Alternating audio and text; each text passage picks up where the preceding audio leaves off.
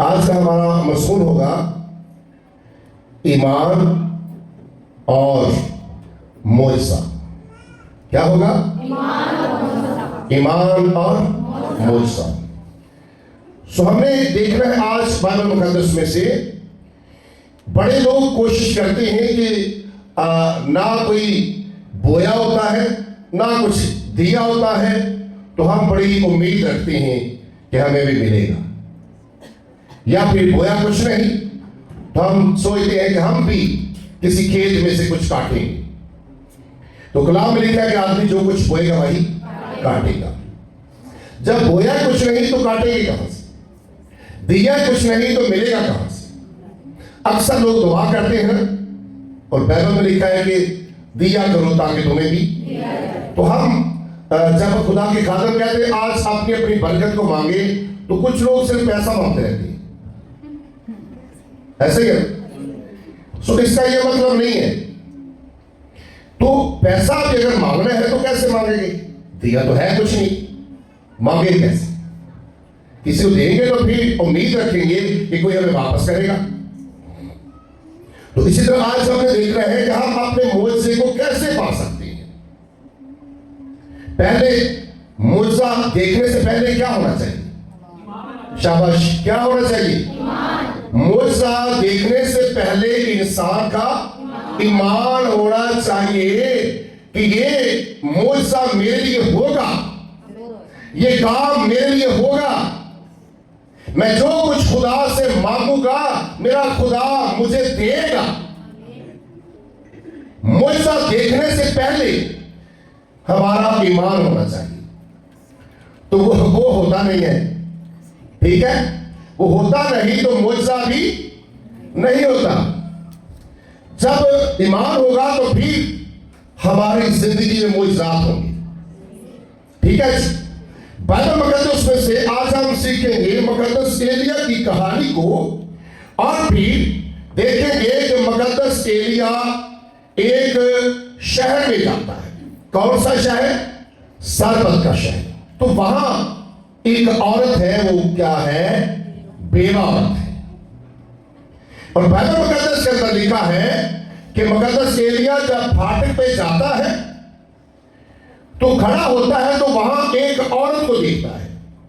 वो औरत बेवा होती है और सारपत में काल पड़ा होता है। और फिर लिखा है कि लोग भूख के साथ मर रहे होते हैं, और जो एक बेवा होती है उसके पास एक मुट्ठी आटा होता है और थोड़ा सा कुप्पी में तेल होता है। तो लिखा है कि वो लकड़ियां चुभ रही होती है।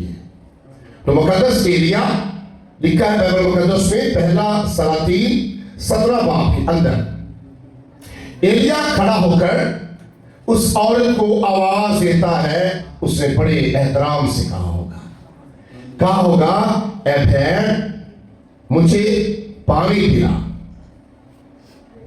लिखा है कि मुकद्दस एलिया ने जब उस बेवा औरत को कहा कि ए भेड़ मुझे पानी पिला, तो जैसे वो पानी लेने के लिए जाती है तो पीछे से आवाज आती है, मुझे भूख लगी है, मेरे लिए रोटी भी लेकर आना। और उस औरत के दिल के ऊपर क्या बीती होगी? एक मुट्ठी आटा है और थोड़ा सा कुप्पी में तेल है। सोचने लगी कि मैं अब क्या करूंगी? मेरे पास तो थोड़ा सा आटा है, सो एक रोटी हमें बनानी है, आधी मैं खाऊंगी आधी मेरा बेटा खाएगा। तो इस शख्स ने मेरे से रोटी भी मांग ली है। लेकिन होता क्या है, जब उसने कहा कि ऐ खुदा के बंदा, मेरे पास तो एक मुट्ठी आटा है और थोड़ा सा कुप्पी में तेल है, तो आपको पता है काल तो पड़ा हुआ है, तो हमने एक मेरा बेटा है और मैं लकड़ियां चुन रही हूं, तो मैं घर जाकर रोटी बनाऊंगी, आधी मैं खाऊंगी आधी मेरा बेटा खाएगा। लेकिन उसने कहा मुझे भूख लगी है, मेरे लिए रोटी लेकर आ उसने कहा जो कुछ तूने करना है वो कर, लेकिन मुझे रोटी खिला।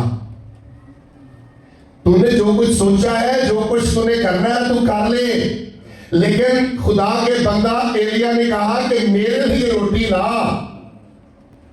उसने सोचा कि चले मैं ऐसा ही करती हूं, मैं ये रोटी इस खुदा की बंदा के लिए लेकर आती हूं। खुदा के कलाम में से जब हम सीखते हैं तो मुकद्दस एलिया जब बेवा के घर जाता है तो अपने हाथ आसमान की तरफ उठाकर उस बेवा को, उसके बेटे को, उसके किचन को, उसकी मटकी के ऊपर, तेल की कुप्पी के ऊपर लिखा है कि वो बरकत चाहता है। जब बरकत चाहता है तो उस औरत को कहता है कि जब तक इस मुल्क के अंदर काल पड़ा रहेगा, तेरे घर से ना आटा खत्म होगा, ना कुप्पी में तेल खत्म होगा।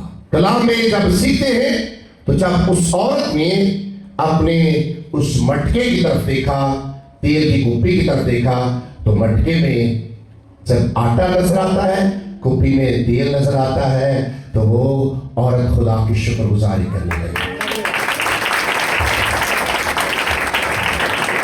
तब जब उसने ईमान को मजबूत कर लिया कि नहीं, ये मुझे खुदा का नबी लगता है, ये खुदा का खादम है, इसने कहा है, तो मैं थोड़ा सा ईमान को मजबूत कर दी।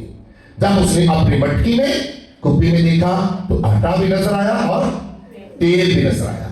फिर बाइबल में सीखते हैं कि रोजाना वो औरत अपने बच्चे के लिए और अपने लिए और खुदा के बंदा एलिया के लिए, क्योंकि मुकद्दस एलिया फिर उसी घर के अंदर रहने लगा, उसी घर के अंदर रहने लगा। लिखा है कि वो रोजाना क्या करने लगी, अपने आप के लिए, अपने बेटे के लिए और खुदा के बंदा मुकद्दस एलिया के लिए रोजाना मट्टी से आटा निकालती, कुप्पी से तेल निकालती और रोजाना खाना खाते। फिर होता क्या है कि लोग बड़े हैरान हुए कि ये तो एक बेवा है, इसके पास से कहां आता जा रहा है, ये कहां से खा रही है, मुल्क में तो काल पड़ा हुआ है, इसको कहां से मिलता है। लोग आते होंगे घर के अंदर, देखने के लिए आते होंगे। अब तो पता ही है, तो थोड़ी सी बात को तो पूरा मोहल्ला इकट्ठा हो जाता है, ठीक है, पूरा शहर आता होगा, पूरे मोहल्ले के लोग आते होंगे देखने के लिए। तो वो आगे से क्या कहती होगी, खुदा की शुक्रगुजारी करती होगी, लोगों को बताती होगी खुशी के साथ, और लोगों को कलाम पे सुनाती होगी, जैसे मैंने ईमान खुदा पे रखा है आप भी रखें। बाइबल में कहते हैं, उसमें से जब सीखते हैं जितनी देर तक उस मुल्क में काल पड़ा रहा, उस बेवा के घर से ना आटा खत्म हुआ और ना कुप्पी में से तेल खत्म हुआ। है कौन? बिजनेस करने वाली थी औरत, तो उसका काम था नहीं। होता क्या है, मुकद्दस एलिया उसी घर में रहता है, ये उसने अपने ईमान से क्या देखा, बहुत बड़ा मौजज़ा देखा। मजमून क्या था इसका, ईमान और, तो इस औरत ने क्या देखा, अपना ईमान मजबूत किया, कायम किया, तो फिर क्या देखा, ये बहुत बड़ा मौजज़ा देखा कि अगर बर्तन खाली हो जाए तो खाली बर्तन के अंदर फिर आटा कैसे आ सकता है, खाली बर्तन के अंदर फिर तेल कैसे आ सकता है।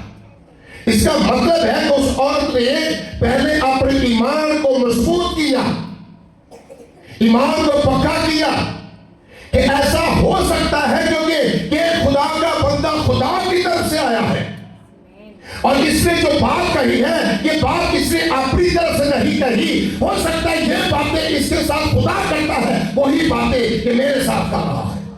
और कलीसिया में आपको बताना चाहता हूं, कभी भी ऐसा नहीं हो सकता खुदा का खादम कोई अपनी तरफ से बात करता, कभी नहीं। अक्सर मैं आपको बात कहता हूं कि अगर कोई ऐसे खादम है तो वो भी आपको पहचानना होगा, आपको पहचान करनी होगी। सुनिए चीजों, क्योंकि खुदा के खादम जो है खुदा के कलाम में से हर एक चीज बयान करती है। तो जो कलाम में से बयान चीज की जाती है वो कभी इधर उधर हो ही नहीं सकती। कभी ऐसा हो ही नहीं सकता कि जो खुदा ने कहा वो ना हो। तो मैं आपको बताना चाहता हूं कि ऐसे थोड़े वक्त गुजरा तो उसका बेटा मर जाता है, उस बेवा का बेटा मर जाता है। जब बेटा मर जाता है तो मुकद्दस एलिया के साथ वो झगड़ा करने लग जाती है। बेटा है ना, जिसका एक ही बेटा हो वो भी मर जाए तो क्या करेगी? रोएगी तो है, तकलीफ में तो आएगी, परेशान तो होगी। तो एलिया के साथ थोड़ा झगड़ा करने लगी, क्या खुदा के बंदा, क्या तेरे होते ऐसा हो सकता है कि मेरा बेटा मर जाए? क्यों ऐसे हुआ है? कभी कभी ना लोग खातमों से बातें पूछते हैं, सवाल भी करते हैं, पर सब ऐसा क्यों होता है, ऐसा क्यों होता है? फिर खुदा के खादम आगे से बताते हैं कि ऐसा क्यों होता है। ये इसका मतलब ये नहीं कि उस औरत का ईमान कमजोर हो गया था इसलिए उसका बेटा बीमार पड़ गया फिर उसका बेटा मर गया, इसका हरगिज़ मतलब नहीं है। बेटा जब बीमार पड़ता है तो वो कोशिश करती है कि ये दुआ भी करती होगी कि मेरा बेटा ठीक हो जाए, शिफा पा जाए, लेकिन लिखा है कि उसका बेटा बीमारी की हालत में मर जाता है। जब मर जाता है तो मुकद्दस एलिया जब घर के अंदर आता है तो उसके आगे रोती है, चुनाती है, खुदा की बंदा मेरा एक ही बेटा था वो भी मर गया है, क्या तेरे होते भी ऐसा हो सकता है? कहती होगी कि तू तो खुदा का नबी है, तू खुदा का खादिम है, तेरे होते मेरा बेटा कैसे मर गया है? सब लिखा है खुदा के बंदा एलिया ने उसके बेटे को उठाया और जो उसका कमरा था उस कमरे के ऊपर अपने कमरे में ले जाता है। और जब लेकर चला जाता है तो लिखा है खुदा के कलाम में उस बच्चे को लुटा देता है। बच्चे को लुटाकर उसके ऊपर, उसके मुंह के ऊपर अपना मुंह रखकर अपना सांस उस बच्चे को देता है, अपना सांस उस बच्चे को देता है और अपने खुदा को कहता है, घुटनों के पास हो जाता है, हाथ खुदा के अपने खुदा की तरफ उठाता है, आसमान की तरफ हाथ उठाकर अपने खुदा को कहना शुरू करता है, अरे खुदावन मैं तेरी मिन्नत करता हूँ इस बच्चे की रूह वापस इस बच्चे के अंदर भेज दे ताकि ये बच्चा जिंदा हो जाए। बाइबल मुकद्दस के अंदर लिखा है कि खुदा ने उस बच्चे की रूह को उस बच्चे के अंदर दोबारा वापस डाल दिया और फिर वो बच्चा जिंदा हो जाता है, बच्चे को पकड़ता है, फिर उस माँ के हाथों में देता है कि देख तेरा बेटा मर गया था अब जिंदा हो गया।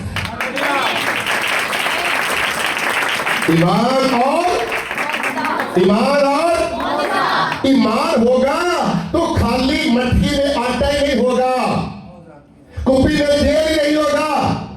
ईमान होगा तो ईमान से आप मुर्दों को जिंदा देख सकते हैं। इस औरत का ईमान देखिए कि इसने अपने मुर्दा बच्चे को थोड़ी देर के बाद जिंदा देख लिया। हालेलुया। ईमान आपका ऐसा होना चाहिए, डावा डोला मान खुदा नहीं दे पसंद है। कईयां दा आदत कईयां दी इत्थे कलाम सुनदा क्या ला जी आज मैं आज तो बाद कोई गलती नहीं करनी है, आज तो बाद ते बिल्कुल मैं कलाम के मुताबिक ही चलना है ते बाहर निकल जा नाल ही काम फिर हो शुरू ते घर गए ते काम उसको करम ज्यादा है। भैन हस्तियां हो जी भैन ना आ गई उन्होंने जो मिलती है पाए पास में उधर कलाम सुने मैं घर जाके बड़ा रोई है ते अगले द्वार में फिर नहीं होगा। मैं भाई ना बड़ा यकीन करना जब तुसी उधर कलाम सुनाया सी मंगल आते बड़ी बरकत सी उहदे विच मैं घर जाके ते अपने गुनाहां दा इकरार भी कीता है। बड़ी देर तो मेरा यह गुनाह नहीं सी चुकन दिया ते मैं ते उधर गुनाह दा इकरार भी कीता है ते खुदा ने मैनू क्या मैं तेरे माफ करता है। जहर झूठिए बाजी ये खुदा है जरा तेरे मेरा कलाम दोबारा नहीं सुनना, ऐसा काम खोल के सुन लो गल्ला। ये केड़ा खुदा है? मेरा खुदा ये नहीं गा कि मैं इकरार करके खुदा दे सोचो ते फिर उनका कलाम ना सुना, मैं उन्हें घर ना आवा, मैं उनकी गल्लां ते अमल ना करा।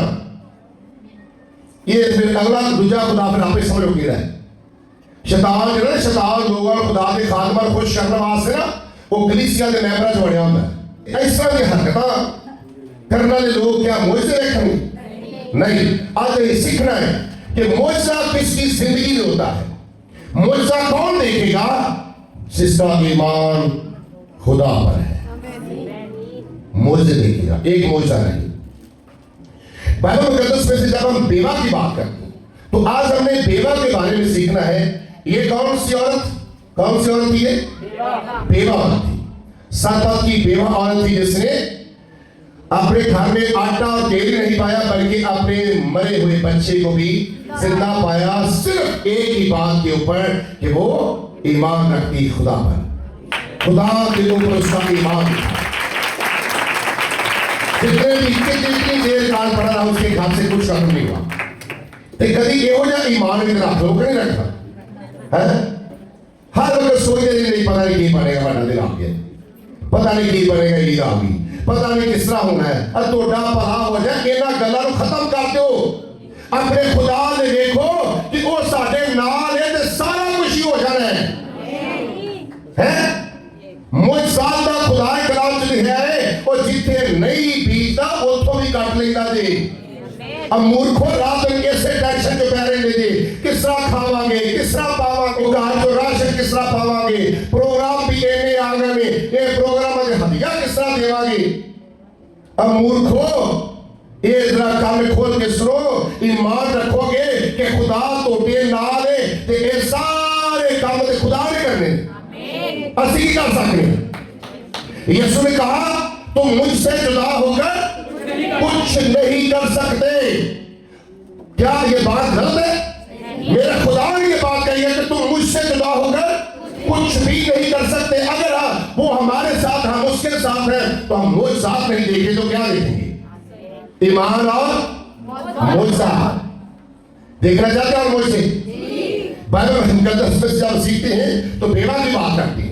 तो लूका 4:25 और 26 आयत के अंदर इस आयत को पढ़ते हैं।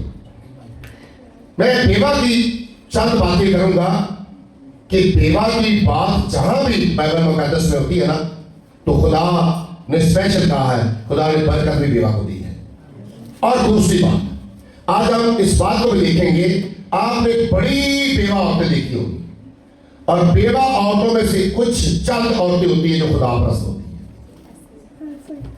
जो ईमान खुदा पर रखती है। बेवा हो जाए, अगर एक बच्चा है, नहीं बच्चा है, 2 है, 3 है, वो सिर्फ अपने खुदा के साथ जिंदगी गुजार रही होती है। उसका ईमान होता है कि मेरा खुदा मेरे साथ है। क्योंकि बेवा का जिंदगी के अंदर, दुनिया के अंदर रहना बहुत मुश्किल हो जाता है। और जो बेवा का ईमान, जिस बेवा का ईमान खुदा पर है ना, उसको कभी किसी चीज की कमी नहीं आ सकती। तो इस वक्त भी लिखा है कि एलिया के जमाना में बहुत सारी बेवा औरतें थी। कितनी? और सिर्फ यही औरत नहीं थी बेवा, लेकिन इस बेवा को ही खुदा ने क्यों चुना? इस बेवा को ही खुदा ने क्यों बरकत दी?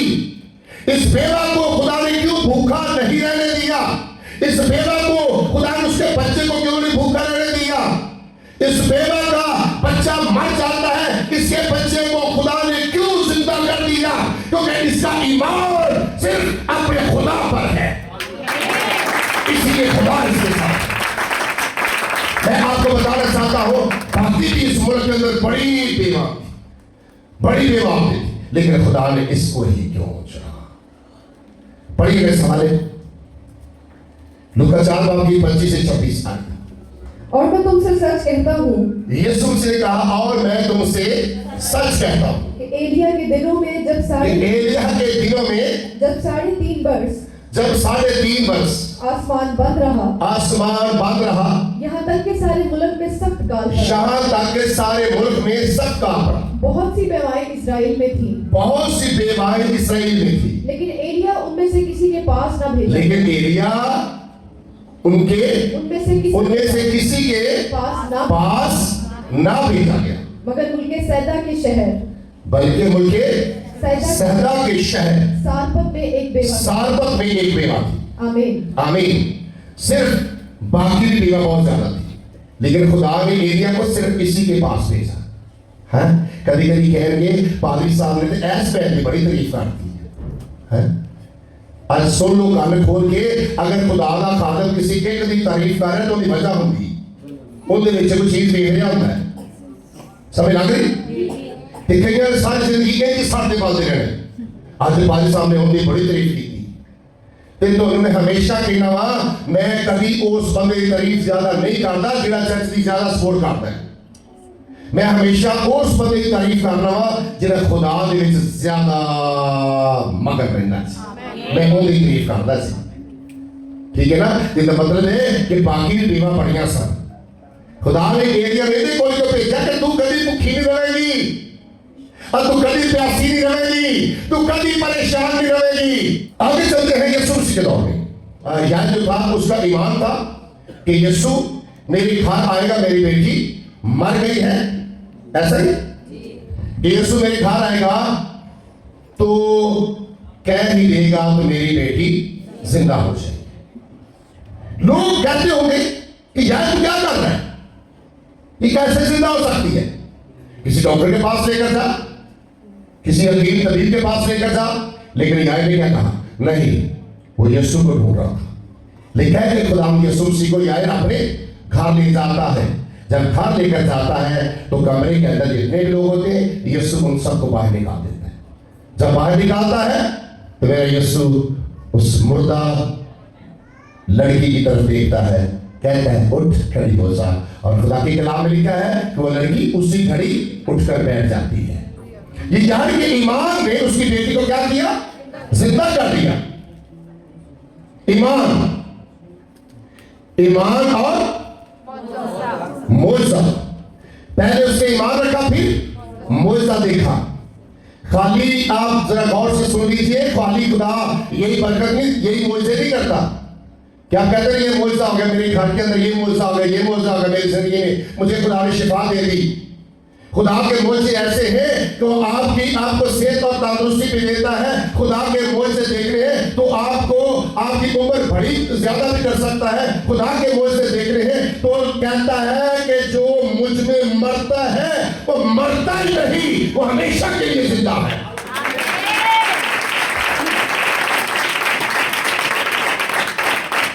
बेवा का बेटा उसका जनाजा लेकर जा रहे थे, तो जब यीशु ने कहा जनाजे को नीचे रखो, तो क्या बेवा ने जब देखा है यीशु आ गया है, उसने कहा मेरा ईमान है क्योंकि मेरे यीशु ने कहा है इस जनाजे को नीचे रखो।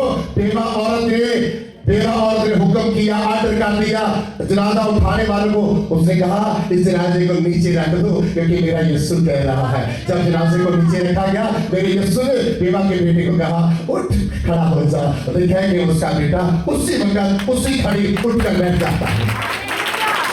ईमान और मोजा। ईमान आपका ऐसा होना चाहिए कि जो खुदा कहता है वो हो जाता है। ईमान के साथ आप मुर्दों को सुझा पाएंगे। ईमान के साथ आप हवा में उठकर उसका इस्तेमाल करेंगे। ईमान के साथ अपने यीशु के दाएं हाथ पर बैठेंगे क्योंकि उसने कहा है तो मुझसे जुदा होकर कुछ नहीं कर सकते। आपका काम है आप हमेशा उसके साथ रहें, जुदा ना हो, अपने यीशु से जुदा ना हो, ना उससे जुदा करें, उसके साथ रहें। अगर चाहते हैं हमारी जिंदगी में मौज से हो तो मौजूद का खुदा आपके साथ है, आपके दरमियान में है। उसने प्यार से कहा था जहां भी मेरे नाम से 2 या 3 जमा होगी मैं उनके बीच में रहूंगा। वो आपके बीच में आइए दुआ करें।